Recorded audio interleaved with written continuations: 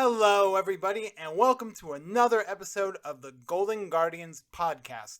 I'm your host, Brandon, also known as Super Fanboy Guy, and I'm here with my lovely and beautiful co host, Jacob Wheeler. Jacob, how are you doing today?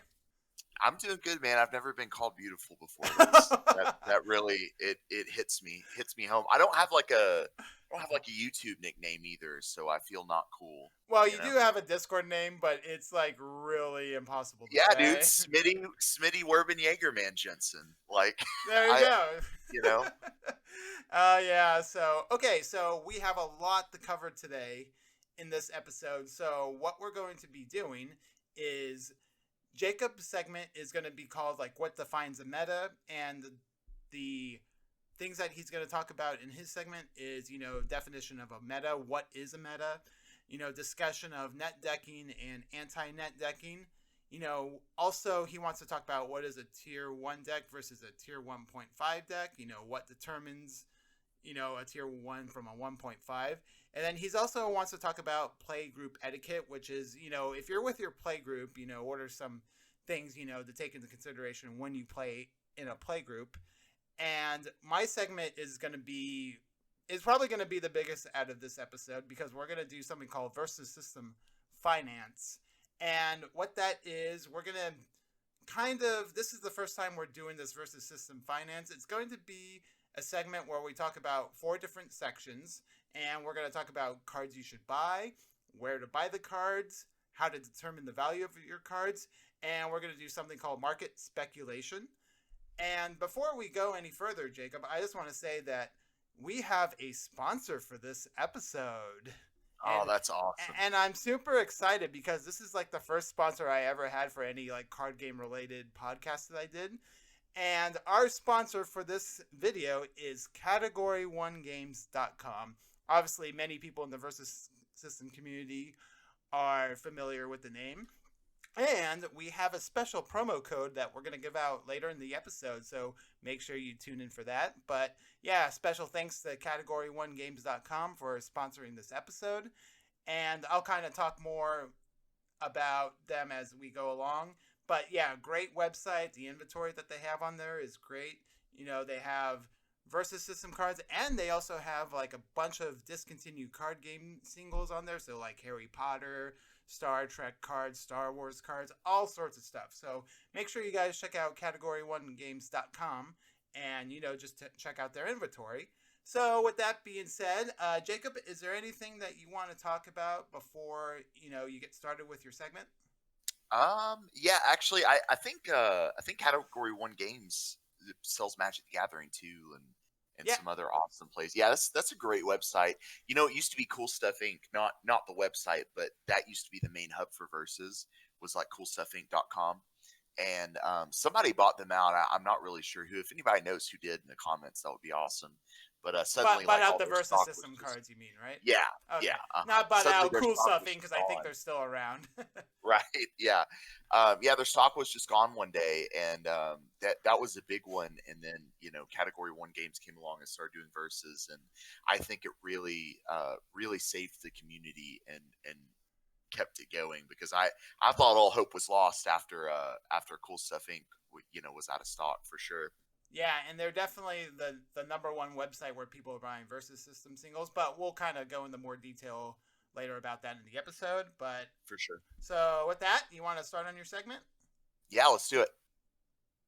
Brandon, Golden Age for Versus System, I think, has really gotten a bad rap because of the lack of like boundaries and understanding of like, what a meta is and things of that nature.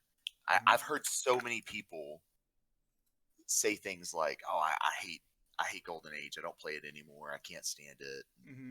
All of these decks and stuff have ruined it. I think the problem with Golden Age is like your card pool is every set. For an example, Legacy and Magic, your card pool is so wide that it opens up to a lot of broken decks, right? Yeah, And yeah, I think that's kind of the problem that Golden Age has. It's essentially the legacy of Versus System, but it's also really interesting because you can also come up with a bunch of new brews for decks and things like that. It really depends on how someone thinks about Golden Age personally, now that I'm kind of thinking about it. But yeah, Golden Age has been kind of like doing this weird thing lately where it's been really good or really bad. Yeah, and for those of you that don't know, the word meta just gets thrown around an absurd amount, and there's a lot of flack that comes behind it. There's a lot of praise that comes behind it. Definitely, people are like, when people hear meta, they just kind of cringe and recluse into their versus hidey hole because of everything that we had just talked about. But what defines a meta is essentially, and especially a meta game, is like a game within a game, right? Mm-hmm. And so the idea of a meta is typically like the study of a subject within itself, right? And Mm-hmm. anytime humans get a hold of anything competitive, a meta gets created because we tend to hyper focus on the small details within the game itself, or within the sport, or within the act of what we're doing. So a good example is there's a meta to parenting, right? Mm-hmm. uh, if you screw this up in a certain way, if you beat your children mercilessly, you don't give them, the attention that they need, or something like that, or something to those lines. Um, there's going to be negative consequences to it.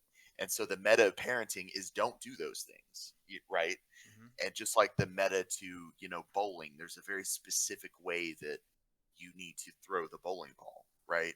Mm-hmm. Or in the bowling lanes, the little arrows, right? Oh, of course, yeah, Yeah, yeah. yeah, yeah. So, like, I'm not a very good bowler personally. And I know that has nothing to do with verses, but there's a very specific way that you need to line up the ball with those arrows and the spin of the ball, and competitive bowlers have gotten this down to a meta, right? Mm-hmm. Football plays, specific plays in football.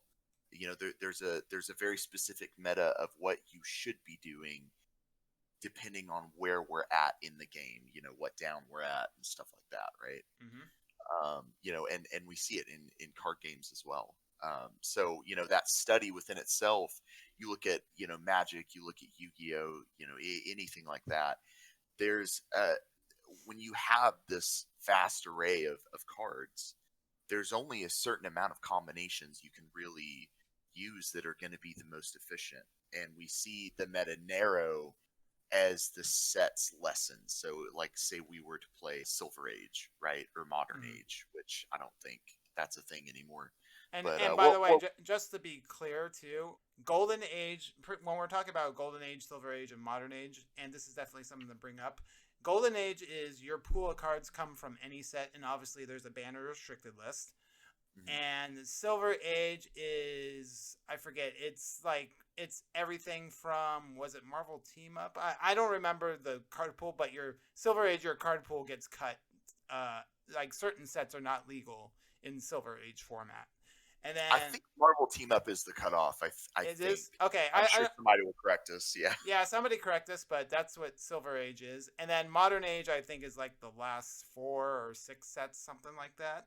yeah. So It's something. so Yeah, so it's like the latest sets that were printed in the game. That's what Modern Age is. yeah. So It's just like the standard in Magic, right? yeah, It's like standard in yeah, Magic. Yeah. like standard Modern Legacy essentially. Right.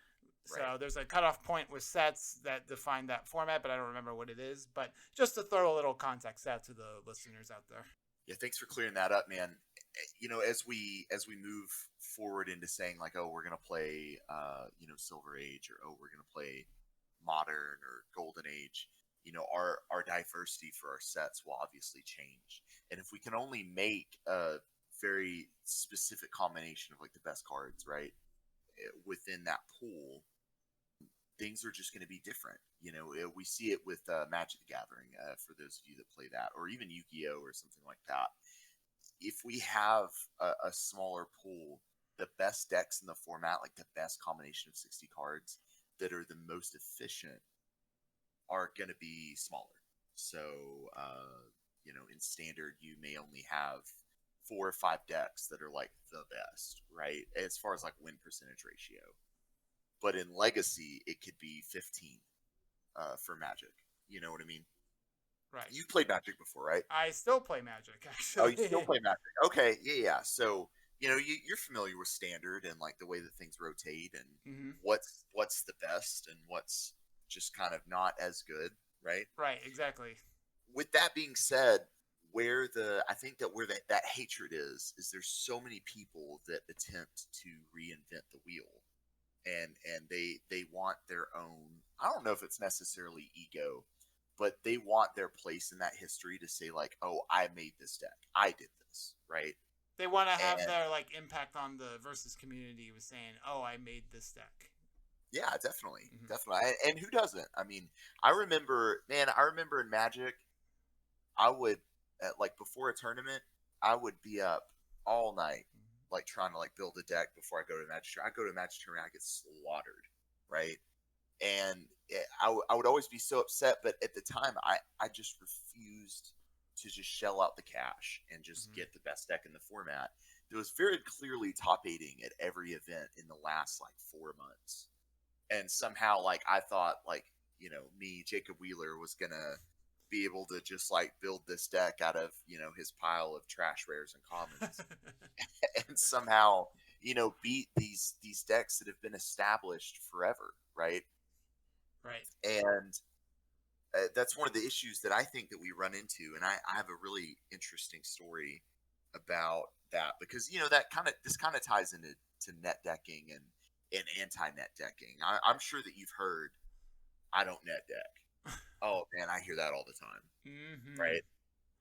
And it's not necessarily a bad thing, and none of this is to say, oh, you should change your mind or you should do it this way or that way. Play however you want.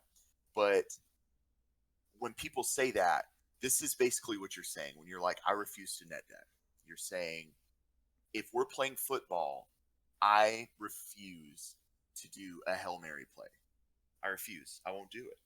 Like, I Mm-hmm. won't do these very specific things that are defined as what you should do in these specific scenarios. If I have a kid, oh man, I am not going to nurture them to the fullest of their ability. Right. Listening to them? No, no way, man. That's in the parenting books. I'm not doing that. I don't net book. I don't look up research and do any of that stuff, right? Mm-hmm. And we can go on and on and on. And honestly, what winds up happening is in a competitive environment, you wind up bringing so much grief and frustration. If you're one of those types of people that get frustrated really easily, you're just going to cause so much pain on yourself reinventing the wheel. Mm-hmm. I mean, have you ever struggled with this, like in Magic or anything like that? Okay, I will say that I've tried like doing home brews of personal like my own personal deck, but you know what? I always come to back to net decking because number one, I'm too lazy to come up with my own deck. Number two, when you play like the net decks and meta decks, as it were, one thing I want to mention that a big disadvantage by playing a net deck is people know what you're going to be playing. Whereas if you kind of come up with your own homebrew of a deck, then people are like, "What is this deck? How do I play against it? My sideboard is trash for it." So I definitely Right. think net decking and homebrews definitely have advantages and disadvantage on the playing field, as it were. But I'm not personally I'm not against net decking. You're just again the problem is if you play a deck that people are known about, then you're going to know all the strategies of that deck, and your opponent's going to know all the strategies of that deck. Absolutely. And there's a funny story that I have about that. I want to get back to like what you had just brought up here in just a second because I think it's a Mm-hmm. really good point. But there was a moment where I was in the military and I went to South Korea, and there wasn't really a whole lot to do. And so what I really love to do, I finally found my versus cards that I'd had as a kid. I went on leave, and I visited my house, and I was like, man, like I had like Checkmate Villains United deck, like back when I was like 11 or 12, like playing in a couple tournaments, and a bunch of Heralds of Galactus stuff, and I was like, where is that stuff? And I finally found it. It was in a Star Wars box of like the old Star Wars collectible card game. Mm-hmm. Um, The and Decipher one. yeah, the Okay. Decipher, yeah. Which I actually think the Category One game sells. Yes, So, and you can but get those cards exclusively on category1games.com. man, you really missed your calling to be a voice actor. Oh, thanks. So I finally found it. I opened it up. I found like my old Chaos Emperor Dragon deck from the Yu-Gi-Oh days and like Oh, all cool. that stuff. And yeah, it was really neat. And so I took all my cards back with me, and I used the opportunity to catch up on everything.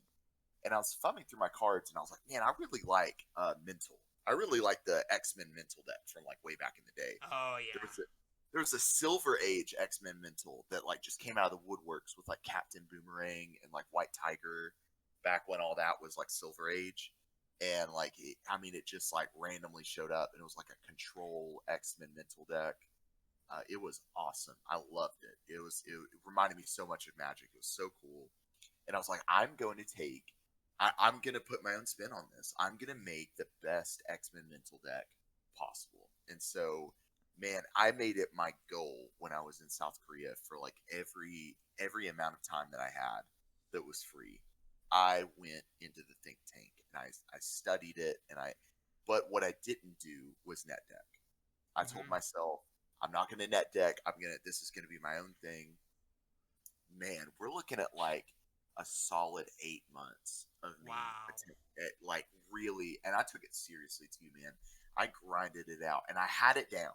It was great. I had it down. I thought that everything was, except for my 3 drop. My 3 drop was trash. It was a tarot or tarot, depending on how you want to pronounce it. The Hellfire Club one, right? Yes. Oh man, she he.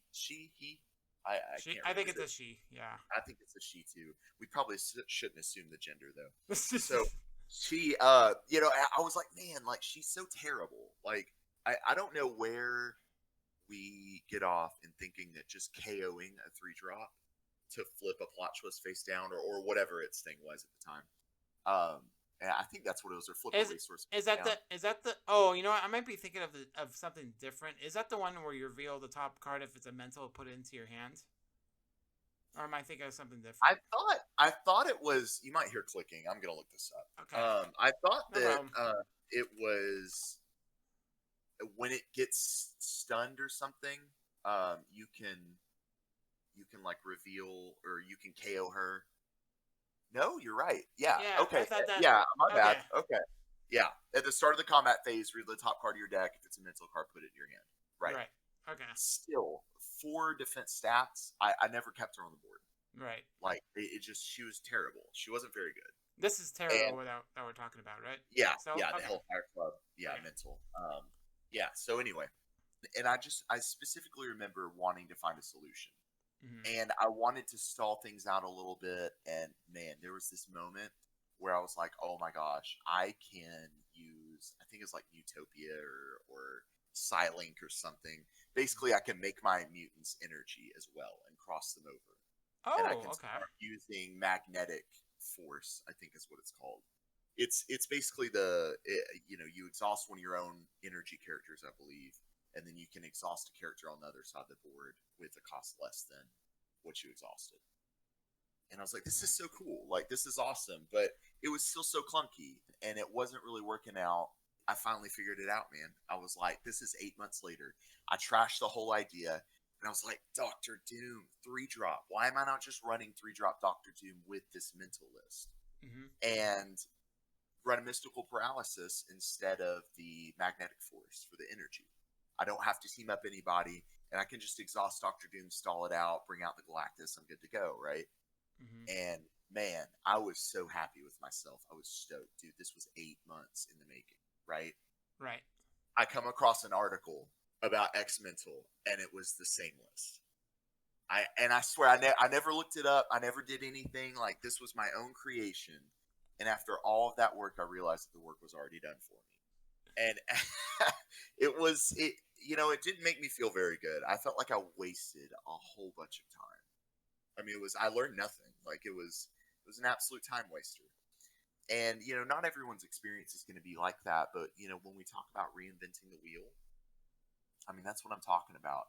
Most of the time, if you just look up an article, like, most of the competitive or the professional players have already done what you're doing, and more than likely have already put in that work of min-maxing the slots and making sure that the ratios are correct. And honestly, their list is probably going to be a lot better most of the time. Right. So, and I'd love to hear anyone's experience if they have something similar in the comments. That would be really cool to read. We have different levels of decks, right? Mm-hmm. So let's categorize this, and I believe that we have our seasons kind of split up into this concept as well. Let's say that the best decks in versus, statistically the best decks, those that we see with the highest win percentage, Mm-hmm. we're looking at 8 or 10 roughly of the best decks of versus. We'll call those tier one decks, and this same concept reaches to Yu-Gi-Oh and Magic and a bunch of other card games as well.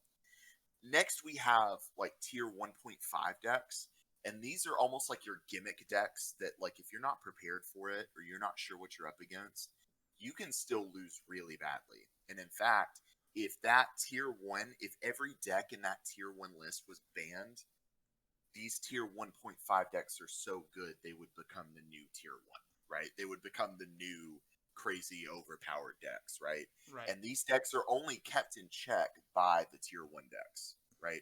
So the tier 1 deck statistically kind of beats 1.5, but not by much, but it's still higher. The 1.5 decks you're looking at, I don't know, decks like Handlock, like the Injustice Gang Handlock, um, X Mental is a good Invisible Touch. Doom Crisis, which Yeah, Doom Crisis. that's on Yep, the borderline between tier 1.0 and 1.5.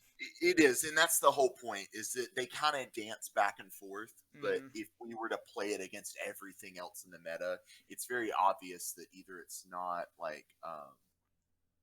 consistent enough to be Right. in that tier one list, or it falls like just short. And I think that's what people don't understand. There's not this fine brick line, this fine column between, these tier one decks, like nothing can beat it. It's just not true. But the tier 1.5 decks, the press chess, that's Uh-huh. another really good one. Or That's, chess press, as people also call it, but it yeah, ends up whatever way you want. Exiles that isn't the Panopticon combo, like the one where people are like, my Exiles deck can win in 3 turns, right? But and it can, right? But it's not consistent, just like Hulk. Hulk's easily tier 1.5 because when you're sipping your Bacardi and rum, playing, versus with the gentleman, all of a sudden this guy shows up with Hulk, and like 1 out of every 10 games, he completely bashes your face in on turn 3 or 4. And you're Right. just like, what in the world just happened? You know what I mean? But he can't do it every game. Same with Exiles. Or, Exiles can sometimes just straight up lose to like Flame Trap or something. And it makes it just a little bit inconsistent. But it can still get there. So those are kind of like your tier 1.5 decks. Then you have your tier 2 decks. Tier 2 decks are decks like Fat Bat, right? Which Mm-hmm. they're still good, Justice for All. And obviously Fat Bat is a little bit higher on that list, but decks like that, the old school Avengers Reservist, the one with Wonder Man and Kara Danvers and Right. all that stuff. Decks like that, they have a good function, they have a good rotation, and then you have like straight up like tier 3 decks, right? And tier 3 decks are like my revamped starter deck from the Batman and Joker. You know what I mean? Right. Right. Yeah, and Or it my new works. my mono team affiliation New Gods deck. Seriously, for real. Like it does what like it's intended to do, but it just follows a curve, and that's about it, right? Uh-huh. So that's kind of the category. And you were talking about, well, my decks. If I'm playing, if I'm playing tier one, everyone knows what I'm playing, right? Mm-hmm. And that, that's a downfall, of course. But because it's tier one, your win percentage ratio is going to be higher, regardless of whether or not the opponent knows what you're playing or not. Right. And it's still a downside, but it's not so much of a downside that it should alter or change your mind in any way. But with Mm-hmm. that being said, going back to what I was talking about, with versus system getting a really bad rap because of the lack of the boundaries and understanding for Golden Age. what we're really truly looking at is people not understanding that category difference.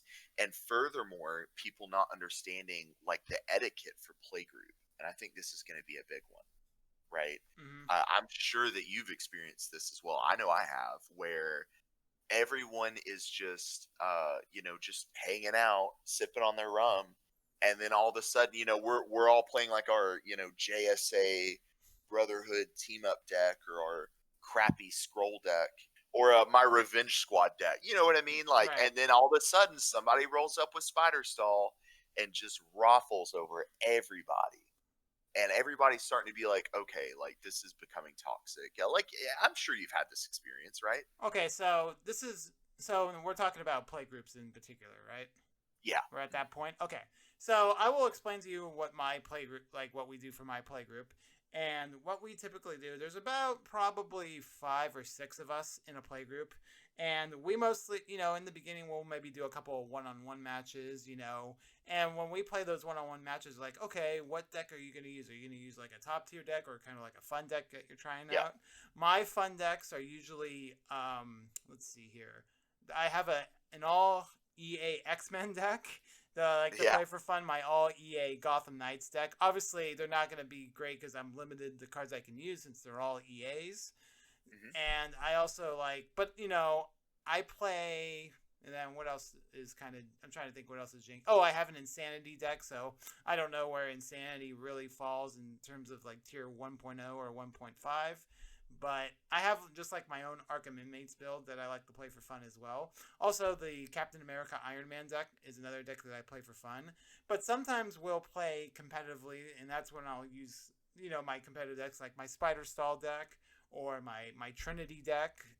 And I just kind of, it all depends on what we're in the mood for. Now, after we do a couple one-on-one games, usually all of us get together and we play a massive multiplayer game. Oh, And cool. it's like, there's about 5 of us, right? And when you play multiplayer as opposed to one-on-one, your strategy changes a lot because there's obviously some decks that are really great in multiplayer. And then, like you were talking about, there's just some toxic decks for multiplayer as well. So, for an example, that Injustice Gang hand control deck Yeah. is really toxic in Yeah, multiplayer. I can imagine you're the hated person in that Yes, table. and you're the one person that everybody's gonna go for. So, and I tried it actually a couple times, and it was awful when you have everybody go to you. But I've also played like my Secret Society deck in multiplayer, and it was just fine. Spider Yeah. Stall. Spider Stall is really interesting to play in multiplayer because it's like you don't have to do anything to anybody unless they attack you. So if you're Yeah. playing with like 5 different people and it's not your initiative and you're playing Spider friends, let's say your opponent decides to attack one of the other opponents and not attack you, well, you don't necessarily need to exhaust their characters at that point anyway. So you can kind of play this cat and mouse game where I think that's the right term, where you just wait to see what your opponent does to you before you react, I guess is the better Right. way of saying it. Right. And Spider Stall does okay for that. And then in our play group in particular, it's like we do this thing with multiplayer. Like whoever plays the Hulk deck, you have to go after first because if they live, you have to kill them before turn 8 because then they'll get the 8 drop Hulk, the one that when he becomes stunned, he KOs all characters. I Oh think yeah. yeah, that one. So it's like we have this rule is if you're playing against the Hulk deck, make sure you kill him by turn 8. You don't have to attack him like all at once, but kill them before turn 8 is the general rule in our group anyway. Yeah. It's like, multiplayer decks like that, you can be so toxic by being like, "Oh, here's my beast, Latveria Gamma Bomb. I'm going to use that 4 That drop from Thunderbolts and Thunderbolt Stronghold or whatever, Thunderbolts or Mountain." in And my group, it's I'm gonna play Latveria with Beast with 7 drop Deadpool. I'm gonna go for that thing.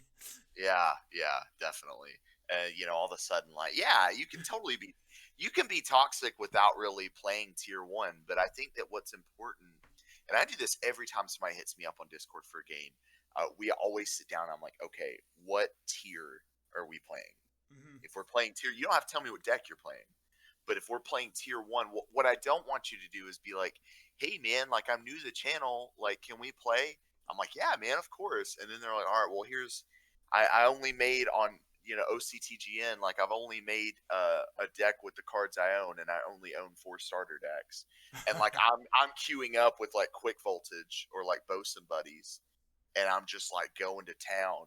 I'm team attacking, like this is my 7th team attack in a row. And he's like, "Man, I think you've had enough." I'll be, "I tell you, I've had enough." You know, and it's actually, and actually, you bring up another interesting point. So this kind of sounds similar to scenarios that I have at my local game shop because occasionally I'll play Commander in Magic with a couple of the guys at the shop, and yeah, typically I say, okay, what's the power level of your deck you're going to use? On a scale from 1 to 10, they're like, oh, I'm only using like a 6 or a 7, and I'm like, okay, I pull a 6 or a 7. But then when I actually go to play them, their deck is not a 7; it's more like a 10 or 11 tier deck, right? yeah, And yeah, part of the problem is people interpret power levels differently than other people.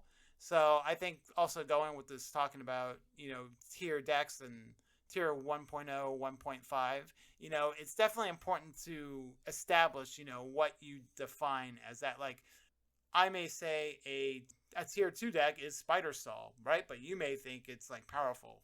yeah. So it's really people have different. I mean, that's not how I honestly think, but I'm just Right. using that as an example to what people. Everybody's gonna have a different opinion on what a power level is what I'm trying to say here. Yeah, man, and I'm really glad that we're actually doing these segments because I feel like I hope that it's helping the community in a way that they can kind of interpret those power levels and help deal with some of the things in the play group. Because I've also heard like play groups banning specific cards or Uh errataing huh. specific cards, Right. and there's a couple things that you can do. Kind of, I guess, kind of wrapping up this whole thing. Some things that you can do to enjoy Golden Age more Mm-hmm. is categorize your decks by tiers. Like I have like 36 something decks, right? Mm-hmm. But they're all like in the giant box with with the slots. What Right. was like a 5,000 count box or Oh, something. like the BCW boxes. Yeah, Uh yeah. huh. I have the card dividers, and I've written in permanent marker like the name of the deck and everything. Oh yeah, But very cool. my first row is all tier 1 decks. My second row is the tier 1.5 decks, but the good tier 1.5 decks. And then my next row is like a finish of the tier 1.5, and then the other rows are like tier 2. And so Right. like if my little brother comes over to play, I'm not grabbing like Mega City and just thrashing him a new one. I'm grabbing like Justice for All or Morlock's Heal, and we're actually having a good time, you Yeah, know? and that's an important thing to note too. Is especially if, let's say for an example, you're trying to get new players into the game. If you want to teach them how to play a game, definitely teach them something with an easy deck, even if it's like you mentioned earlier, the Batman Joker starter or the Spider-Man Doc Ock starter deck. Just Mm-hmm. to show people how to play. You don't want to teach somebody and bring out like a super powerful deck that's just gonna smash them. Because that's not gonna get them to like the game at Mm-hmm. all. If they know they're going to get beaten every time because you're playing the top tier deck, it's just like, start them with training wheels and then gradually work them up to riding the bike, This is and, so, true. This and is start. true. So, Yeah, definitely, man. And right around for me, right around MTU, mm-hmm. as that was being released, my shop they kind of stopped. A lot of people stopped coming to the versus stuff, Mm-hmm. and I think it was right around Squadron Supreme, like right when Fate Squad was like a thing. Oh, okay. Is when things started to become kind of toxic. Right. uh, and especially in my community, everybody's community is different, but in mine it was. And what wound up happening was there was like a core group of like 8 players that we were still doing tournaments on Sundays, and they were the meta wasn't tier 1.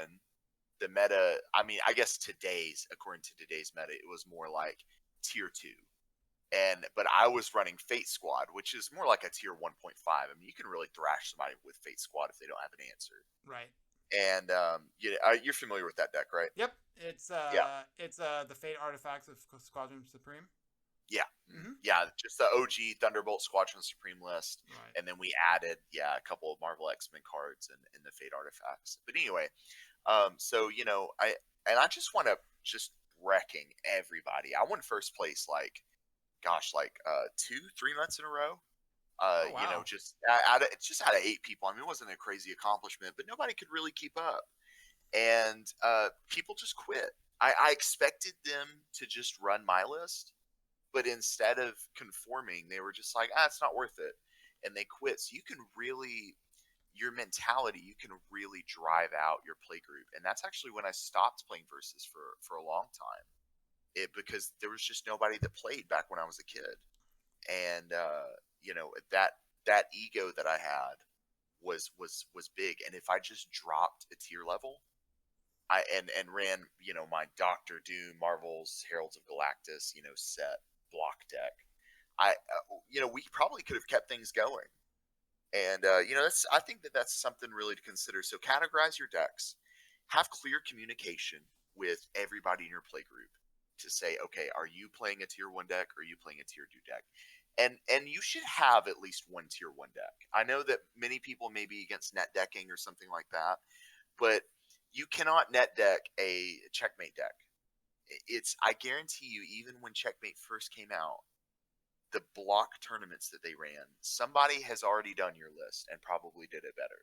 So I think that where you can get by with doing those net decks, like just saying like, oh, I'm going to build my own list, is when you venture more into the lower tier 1.5 and then the tier 2 decks. And you should have fun. Play the game how you want. Don't use a ban list if you don't want to use a ban list. But you have to be clear with all of your training partners, your buddies, about what the standard is and what the expectation is. Otherwise, I think it's going to cause a lot of frustration and toxicity in your play group for sure. Okay, so I think that's it for your segment, and unless Mm-hmm. if there's anything else that you want to add that you forgot to mention.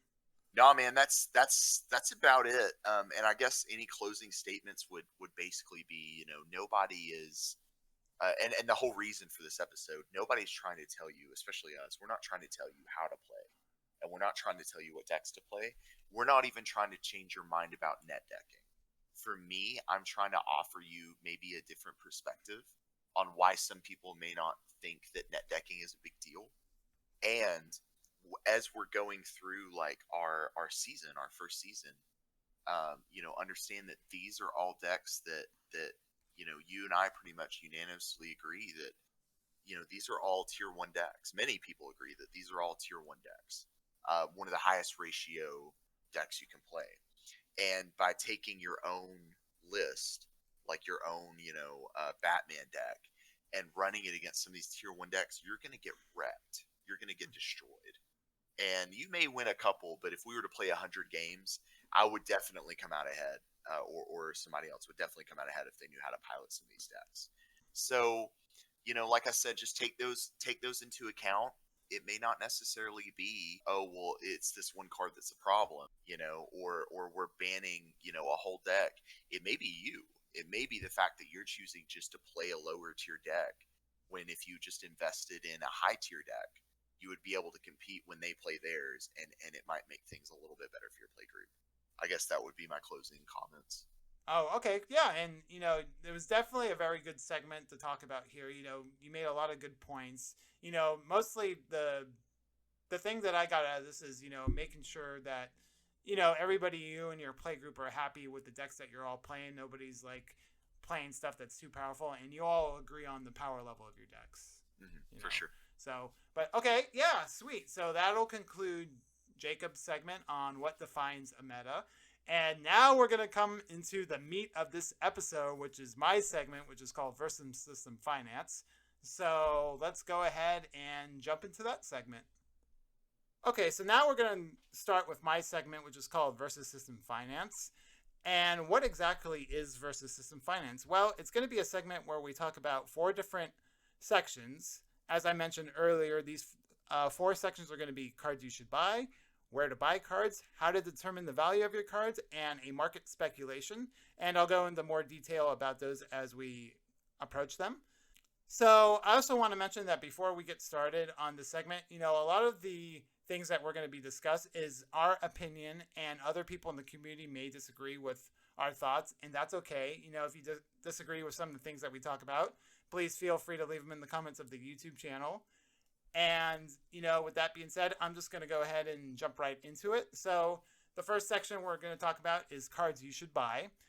And what are some staple cards you should pick up if you want to begin playing the Versus System Golden Age format? And the term staple refers to any card that is capable of boosting the power level of a deck. It's also could also be cards that you may swap around that can be used in different decks, and they're not really specifically, made for a single deck type. And when we talk about these cards, we're not going to be talking about the cards and what they do like we've done in our deck profile videos, because I think it would just take up too much time, but we will show pictures on the YouTube channel if you want to read them. Also, we're going to be talking about cards that are used in multiple decks and not cards that are used for a specific deck. So, for an example, Gift Wrapped or Indebted are not going to be on this list because they are specifically for a Spider-Man themed deck, and you can only really use those cards in that archetype. So, we're just talking about the general cards that you can use in multiple decks. Okay, so the first card on our list is you should definitely pick up 4 copies of Mobilize. Mobilize can cost you anywhere from $35 to $200 each, the most expensive being the foil Marvel Legends one, of course. And the next on the list is definitely a card that we've mentioned on our previous episodes. It's Enemy of My Enemy. We recommend getting a full play set of these, and they can cost anywhere from $25 to $75 each, the most expensive being the EA version, the extended art version. And then this is also the third on the list is Only Human, which we recommend 4 copies of, and this costs you anywhere from $25 to $100 each, the most expensive being the foil Marvel Legends version. And then Straight to the Grave is next on the list. It's a very big staple card. If you, out of these 4 cards I just mentioned, I would say Straight to the Grave is probably the number 1 card you should pick up for your deck because a lot of decks use it. And you definitely should pick up a playset of these cards. And this can run you anywhere from $25 to $200 each, the most expensive being the extended art version. And then next on the list, number 5, Mr. Mixelplick or Mixie. And I know people pronounce his name different way, but I'm going to pronounce it Mixelplick for this, just the way I've been taught. So I'm going to stick with it. And that is Mr. Mixelplick Troublesome Trickster. Now, you don't necessarily need a playset of this card. We recommend maybe 1 copy of it. And he'll run you anywhere between $10 to $60 each. The most expensive, there was a extended art version of him as well.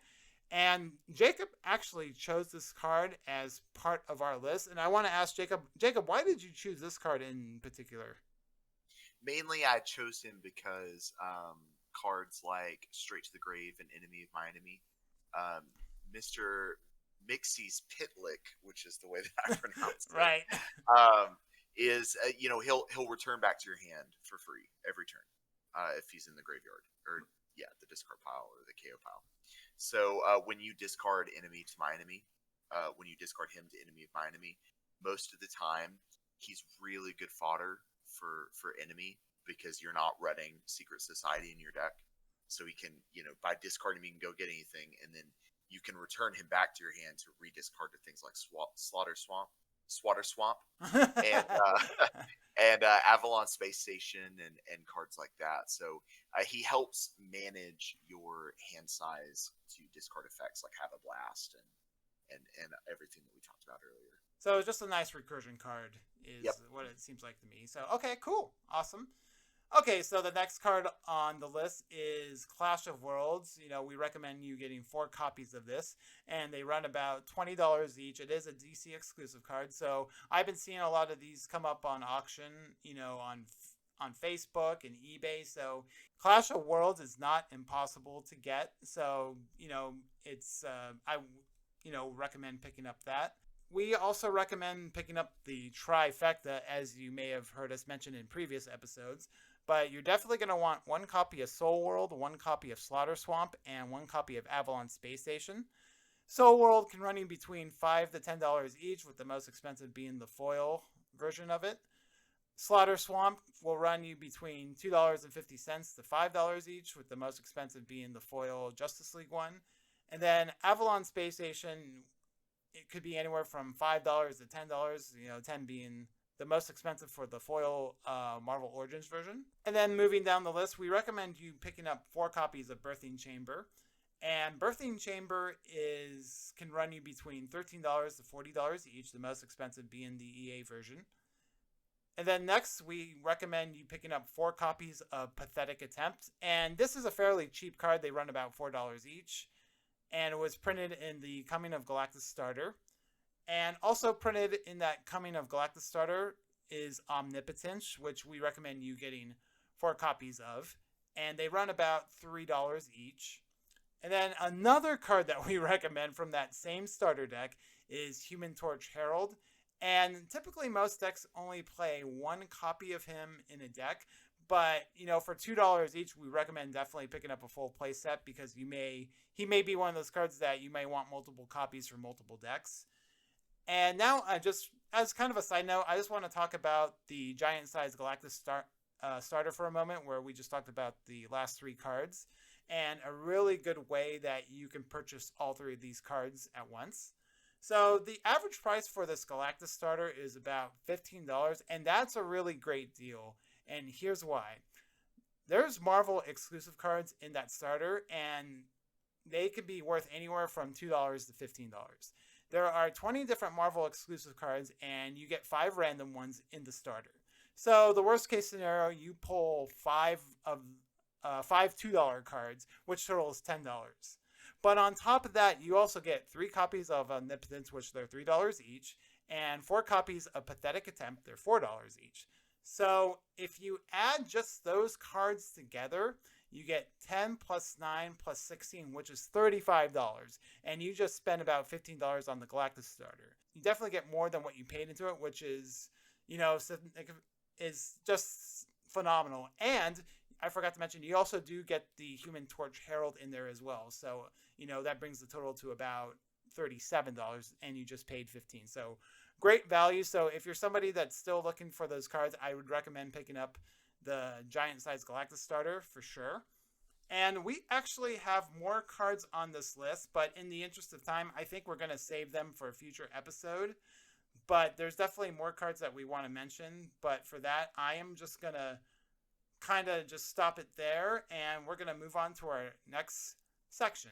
Okay, now we're moving on to our second section of this segment, and that is where to buy the cards.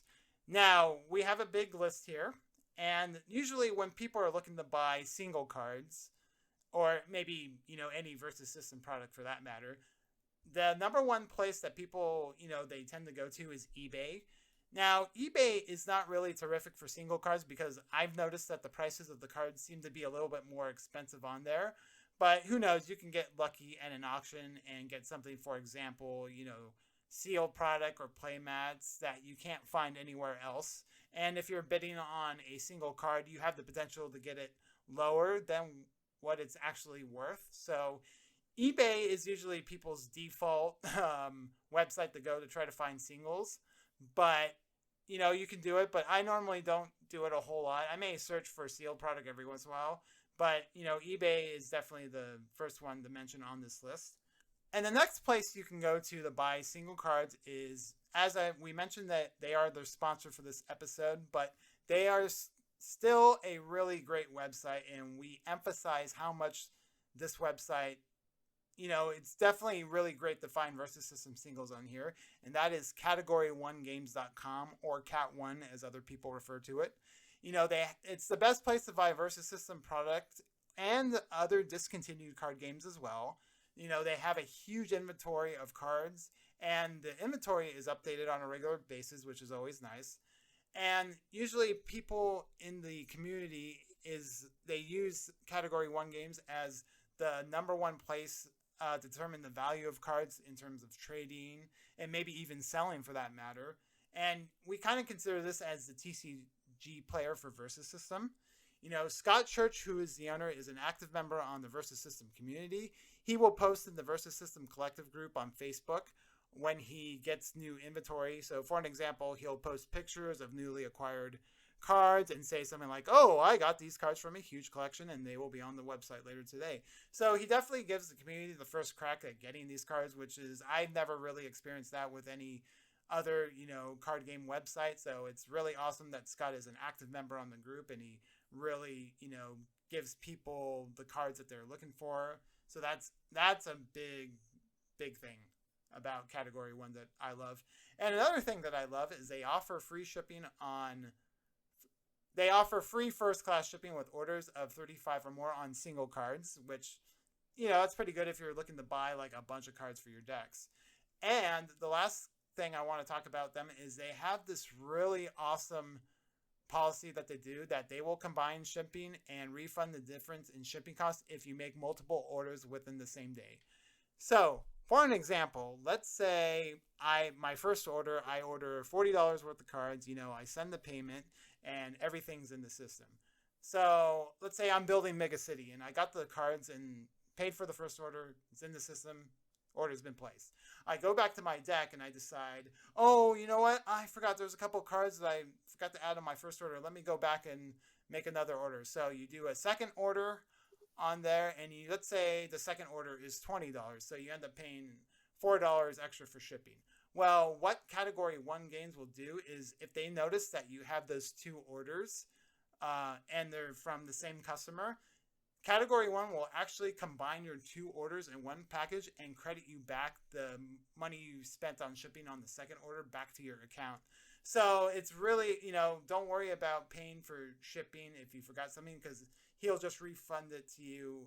Scott Church, the owner, will refund you and credit back to your account, which is a super awesome feature because it definitely helps you as a customer to save money, and it makes him look good as a seller because it will keep you coming back to the website again, which is, I think, is a phenomenal marketing tool in my opinion.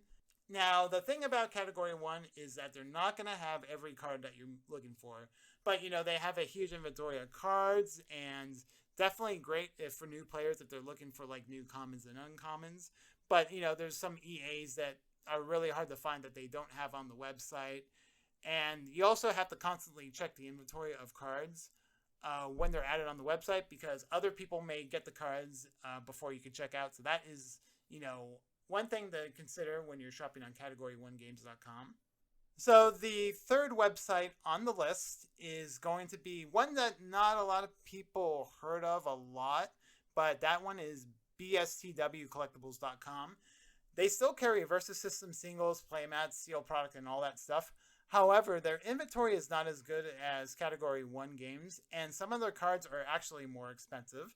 They mostly have commons, but you have a few rares on the website as well.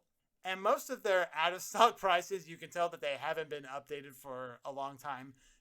For an example, I was on the website a couple days ago, and I saw that they had Batman Founding Member, the foil version, on the website for $60.99, which that card is clearly worth a lot more now. And I also noticed that the non-foil was $59.99. So for an extra dollar, you got, you could pay an extra dollar for the foil version, but they're out of stock on it. So, that I don't think they update as frequently as Category 1 games does, but, definitely BSTW Collectibles is one of those places that you can go to if, just to check it out. The fourth website on the list that, this is also, I haven't seen anybody in the community really talk about this website. So that is trollandtoad.com. Not a huge inventory. They mainly have commons and uncommons and barely any rares. But however, they do have some playmats. So if you want to pay, let's say, $74 for the Onslaught playmat or $103 for the JLA playmat, that's definitely the place to go. They have those in stock. But obviously, that's really high price for a playmat. And they don't, like I said, they don't have a great inventory, but at least you have options if you need to find singles. So trollandtoad.com is another website. And the fifth website on the list is, I refer to this as the secret agent that not a lot of people know about. But a lot of people who are active in the Versus System community know this one. And that is Hills Wholesale Gaming. Not really a great place to buy singles because they have a total of 6 different single cards on the website. That's it. So if you're looking for Have a Blast, Superman Avatar Piece, Avengers Assemble, Null Time Zone, Venom Alien Symbiote, or if you're looking for the tinfoil promo card set of 4, the Spider-Man, Magneto, Dr. Octopus, and Wolverine, You could find those are the only single cards you could find on the website. Now, I do remember sometime last year they were selling Enemy of My Enemy, but they're all gone right now. And they were selling them as not individual cards, but they were selling them as like a set of 4 of them. And I actually was checking my records a few days ago, and I bought one of those sets of 4 on May 29th, 2020 for $25 each. And I know that they've gone up in value a lot since then. So, but now they're gone now because I think people found out about them, and just somebody bought them all out. But now, even though Hills Wholesale Gaming doesn't have a lot of good Versus System singles, they have an amazing inventory of sealed product, in my opinion. It's definitely the best place to go if you're looking for a sealed product. The best sealed product that they still have, and I'm actually pretty shocked that they still have them today, but they actually still have Marvel Universe booster boxes on there, which it's definitely one of the more sought after sets, in my opinion. But I mean, it's obviously not a Marvel Legends or DC Legends booster box, but it's still pretty good for, Marvel Universe, I still think was a pretty decent set. So, you can still pick up those boxes there. In addition, you can also still buy boxes of Infinite Crisis, Legion of Superheroes, the Hellboy Essential Starter. They do have also the giant size Galactus starter there, and they have so much more sealed products. Now, the big disadvantage with them is when you buy from Hills Wholesale Gaming, if you plan on buying sealed products, you now have to pay for ground shipping, which can be at least $25 depending on how much you buy and the weight of the package. And typically, ground shipping can be pretty slow as well. The last place that we're going to talk about where you can buy Versus System cards is not actually a website. It's actually called the Versus System Collective Group on Facebook. It's a great place to find rare cards that you can't find anywhere else on the previously mentioned websites. People in the group will post cards for sale, or more commonly post cards for auction. You could potentially get cards for cheaper than what they're worth. Also, people will post items that you normally don't see on websites, such as Versus System t-shirts, rare playmats, some deck boxes, and even original artwork. Tom Fleming, who has done artwork for several different Versus System cards, like my personal favorite, Batman Cape and Cowl, has posted eBay links of his original sketches that were on auction on eBay, and he just kind of posts them in the Facebook group. And obviously that's something you can't really find from, the websites mentioned earlier. And now with the recent pandemic, many people have been stuck at home, and now they have time to go through their boxes of Versus System cards and sell them on the group because maybe they need the money because they're out of work for whatever reason they just need the extra cash. So in my opinion, it's a great time to buy and sell Versus System cards right now because, a lot of people are buying and you have a lot of people that are selling as well. And the buyers, me in particular, I've had an Inhumans deck that I've had uncompleted for so many years. But recently I was able to get the Great Refuge, the missing card to my Inhumans deck. So I was able to do that by joining the Versus System Collective group on Facebook. And if you're not part of the group now, I definitely recommend you being part of the group if you're looking for Versus System cards. The community has been awesome. And one great thing that you can do on the group that you can't do on websites is you can actually interact with people and trade cards if you want. You usually trade by using Facebook Messenger, and you guys figure out what your trade is going to be. But I'll kind of talk about more into how you should trade cards when we come to our next section in this finance segment, which is now. And now we're going to talk about how to determine the value of your cards. Okay, so the next section, how to determine the value of your cards. As I mentioned earlier, many people use Category 1 games to determine the value of cards. If a particular Versus System item is not on Cat 1, then the second option is to go on eBay, or if possible, you can go on the Facebook group to see if there was an item that was sold on an auction that you can also determine the value of, the item that you're looking for. And this is definitely a good idea to help get you an idea of how much, the Versus System item you're looking for is worth. Many people in the community use Category 1 games as their source of determining what the price of a card is. And this is typically my process when I'm looking for cards on the Facebook group. And I'm just going to share that really quickly. So let's say, for an example, I want the card A Clash of Worlds. and I checked on Cat 1 and I see that the card goes for about $20. I make a post on the group saying something like, oh, I'm looking for one copy of Clash of Worlds. I'm willing to trade or buy. And then let's say later that day, someone messages me and says, I have a copy for $30 shipped. And this is something that may happen to you where a seller is asking for more than what was listed on Cat 1.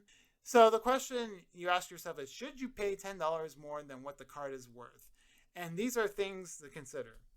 Number one, what does the $30 shipped mean exactly? Does that mean it gets shipped with a stamp and an envelope, or does that mean that the $30 amount includes track shipping?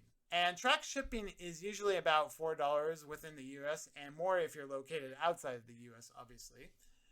And the other thing to consider is, as a collector, are you willing to pay the extra $10 difference for the card you want? Personally, I feel if it's a card that doesn't come up frequently, I wouldn't mind paying the difference because you're really paying for the convenience of getting, in this example, Clash of Worlds. There are other ways that you can also negotiate with sellers to see if they will lower the price of the Clash of Worlds to $20. Maybe you can offer to buy more of the seller's cards that they have for sale, or try to work out a trade in the process where you might trade $10 worth of cards plus $20 cash. You can always ask, and the worst case they can say is no. That's how I've always felt about it. As a general rule of thumb, I try not to pay over $10 worth the value of the card, but it really depends on the rarity of the card and how badly you as a collector want the card. So to sum up everything, pretty much it comes down to supply and demand. That's really to it. And I just want to also mention that sometime last year in the Facebook group, somebody was selling sealed boxes of DC Legends for $500 each, and I think he had like 6 or 8 boxes that he found, I'm sure, at a shop somewhere. I recently checked on eBay, and those boxes are going for $2,800 each, which, again, this is the whole idea of, like I mentioned about eBay, is that the prices of Versus System product tends to be significantly more than it was, anywhere else. So that's why I was mentioning about eBay earlier. So this is going to conclude this section, how to determine the value of your cards, and we're going to move on to our last section, which is the market speculation. Okay, so the last section we're going to talk about in our Versus System Finance segment is we're going to talk about market speculation. And we talk about some of the cards that have been increasing in price over the past year and cards that we predict may be worth more in the future. So in the last year, I've noticed that there's been a bunch of Versus System cards that have just been increased in price recently. And I narrowed it down to 4 cards as of the recording of this video. But obviously, there may be a lot more cards that I may have missed and that I'm not aware of. So if you guys have noticed an increase in price on some of these cards, make sure to leave them in the comment section of the YouTube channel. But the number one card that I want to talk about is Superman Metropolis Marvel. This card was going for about $100 and now is $150. And if you're a big Superman fan, this is a very popular card. It was obviously printed in the DC Legends set, which was a low print run set.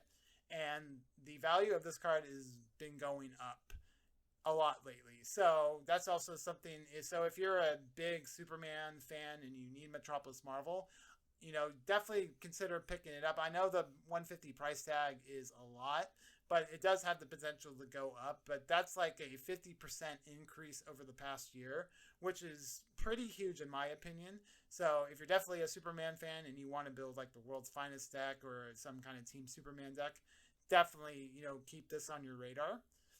And the next one after that is going to be Wonder Woman Ambassador of Peace. She was about, I think, like $75 or $80 last year, and then she shot up to $100, which, now she's hit the $100 mark. I know it's not a big percentage increase compared to the Superman, but, this is a card also printed in the DC Legends set that was a low print run set. If you're a Wonder Woman fan, you definitely want to consider picking up this card before it gets too high, because I guarantee that this is another card that will, increase a lot in the future. So the next card on the list of price increases is, and this is something that has actually changed this year. This card was $30 towards the beginning of the year, and now it's shot up to $60. And that is Riddler, Riddle Me This, and again, another card from the DC Legends set.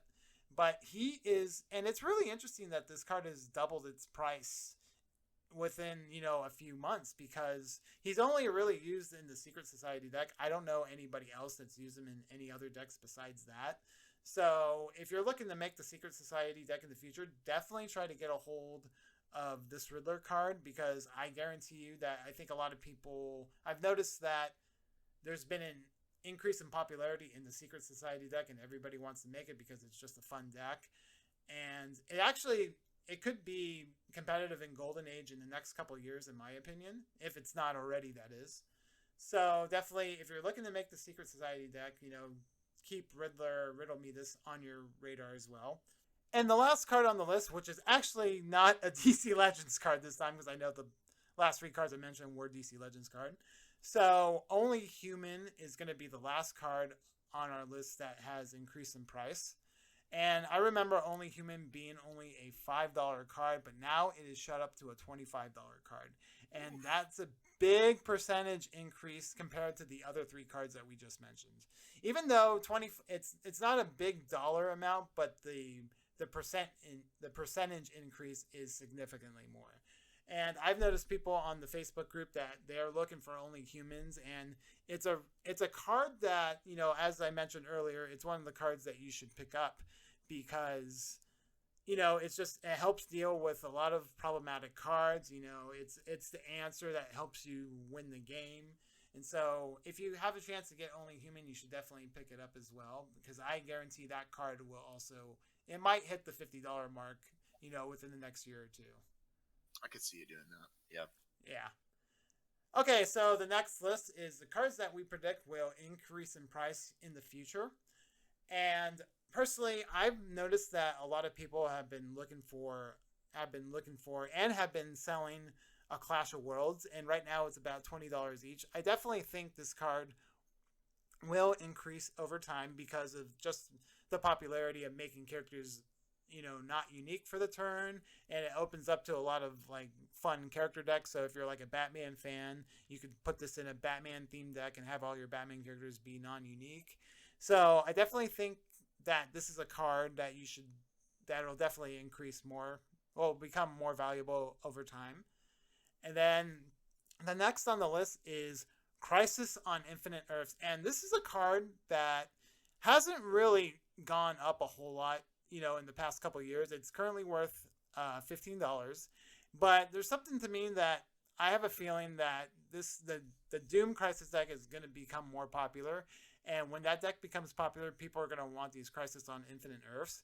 So we definitely think this is a card that will increase in prices in the future as well.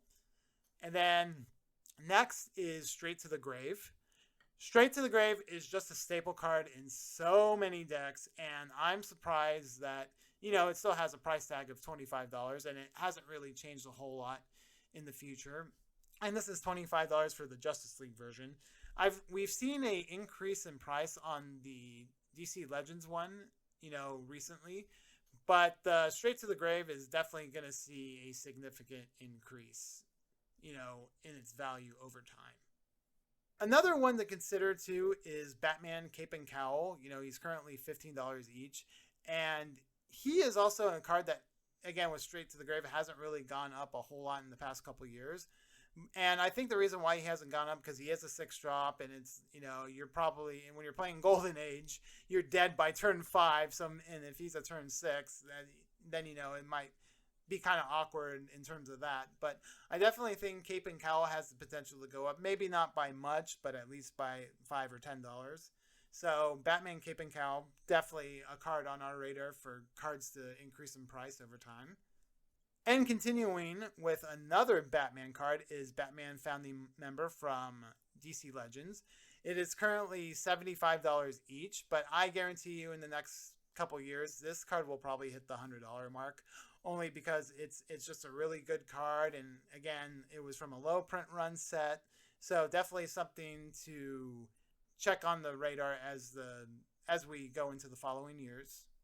And the next card that I want to mention is the Hal Jordan Founding Member, who's currently at $22. Again, another DC Legends card. I know we're saying a lot of these DC Legends cards. But Hal Jordan is also a card that really hasn't gone up a lot, but his ability makes it so you remove it from the game, you get to search your deck for any card and put it into your hand, and it's a great card that helps you set up for your future turns, and just helps you get the cards. Yes, you do lose your 3-drop in the process, but turn 4, 5, and 6 are going to be more important than your turn 3.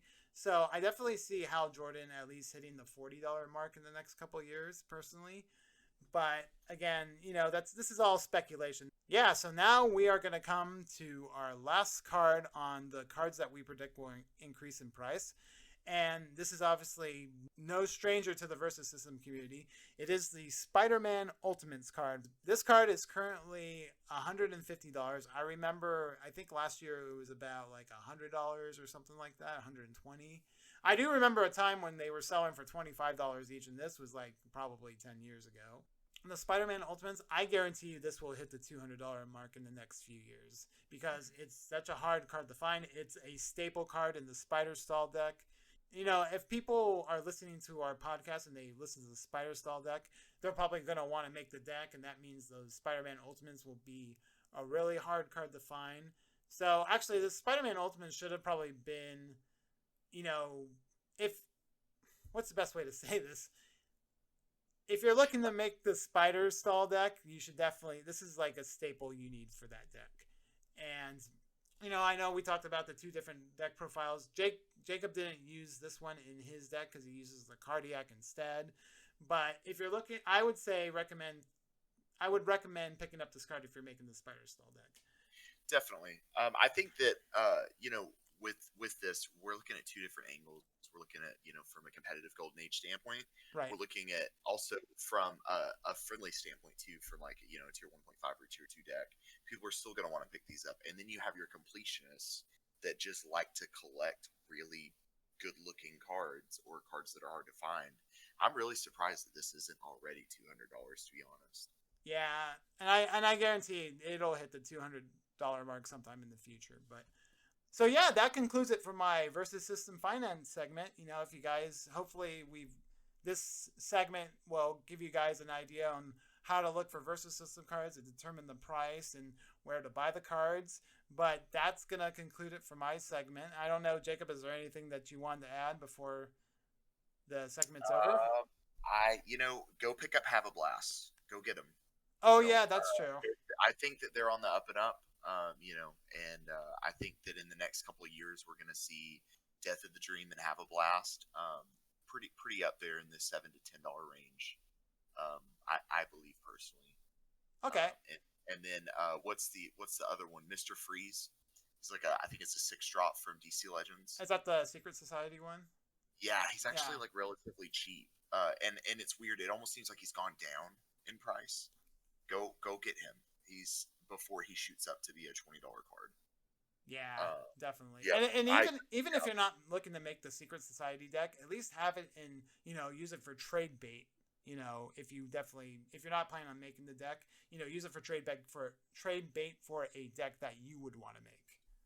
Yeah, and I think cards like not to get, don't get the Coriander, the 7-drop Xander's Fury or something like that. Mm-hmm. It's too expensive right now. Don't buy it. Don't buy any of the EAs that are like $250. The ones that are like super hard to find, I think that they'll retain their value, but I don't think that you'll see a return on your investment at all. I think they're just going to stay exactly where they're at, and that's it, because there's not many in circulation, and when they do go in circulation, people try and get them as cheap as they can. And I think that's it. Okay. Now. Okay, great. Yeah. So yeah, that'll end it for this segment, and actually, I guess that will also conclude this episode of the podcast. Oh, are we done? Yeah, I didn't realize that was the last part of it. So yeah, okay. So I guess that will conclude it for this episode of the podcast. And once again, I would like to thank Scott Church and Category 1 Games for sponsoring this episode. And now is the time that I think people have listened to us long enough, and we're now going to reveal the coupon code. It's what you've all been waiting for. Yes, this is probably the only reason why people have listened to. They kept listening at this point. Okay, so use the coupon code GOLDAPRIL for 15% off all orders with a purchase of $20 or more. Again, that's Gold April. And this coupon is only good until the end of the month, so be sure to use it while you can. And also remember that all single card orders of 35 or more qualify for free first class shipping. And then you can also check out category1games.com on YouTube. You know, Scott does pack openings for many discontinued card games. So search for category1games.com, or sorry, search for Category 1 Games on YouTube and subscribe to the channel. And please don't forget to subscribe to my YouTube channel as well. Just search for a Super Fanboy Guy on YouTube and hit the subscribe button. And Jacob, is there anything else that you want to add before we sign off here? So that's Gold April, all caps, for 15% off all orders Yep. of $20 more. That's so sorry. good. Yeah, and especially, and actually, Scott told me that he recently updated his inventory. I think it was a couple of days ago. So definitely take advantage of the coupon code now while you can. And so our $100 card is going to be $85. That's right. Shipping. That's right. Insane. So if that's so good. Yeah. So and also they do have a foil Superman Metropolis Marvel for $400 right now. So use that 15% off coupon and save yourself a couple bucks. Get it. If you're looking to buy it right now, now's the time to do it. Go get it. That's like what, $60 off. Yeah, I'm not a mathematician, so I wouldn't know exactly. But yeah, so that'll do. Oh, you know what? We got to talk about what we're going to talk about the next episode. And I think next on the list is the X-Men Winnie deck. I think we're going to keep going with the deck profiles next. Yeah, the Xbox. Yeah, that's a good one. Xbox, is that what it's called? Yeah, it's been nicknamed Xbox over the years. Okay, so yeah, Xbox. That's the next text we'll cover in the next episode. And I am Brandon, along with my co-host Jacob Wheeler. And thank you all for tuning in, and we will see you all next time.